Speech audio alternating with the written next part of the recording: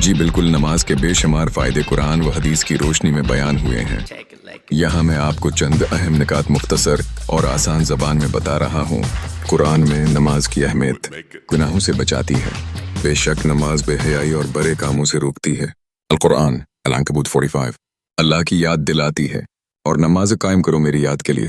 القرآن The 40 کامیابی کی کنجی، یقیناً ایمان والے کامیاب ہو گئے جو اپنی نمازوں میں عاجزی کرنے والے ہیں۔ القرآن المؤمنون 1-2 احادیث میں نماز کی فضیلت دین کا ستون۔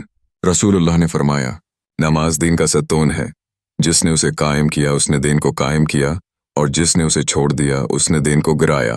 سنن بیہقی قیامت میں سب سے پہلا سوال، رسول اللہ نے فرمایا، قیامت کے دن بندے سے سب سے پہلے نماز کے بارے میں پوچھا جائے گا۔ ترمذی گناہوں کا کفارہ، رسول اللہ نے فرمایا، 5 وقت کی نمازیں جمعہ سے جمعہ تک اور رمضان سے رمضان تک گناہوں کو مٹا دیتی ہیں جب تک کہ بڑے گناہوں سے بچا جائے۔ مسلم خلاصہ یہ ہے کہ نماز روح کی غذا ہے، گناہوں سے بچاتی ہے، دل کو سکون دیتی ہے اور آخرت میں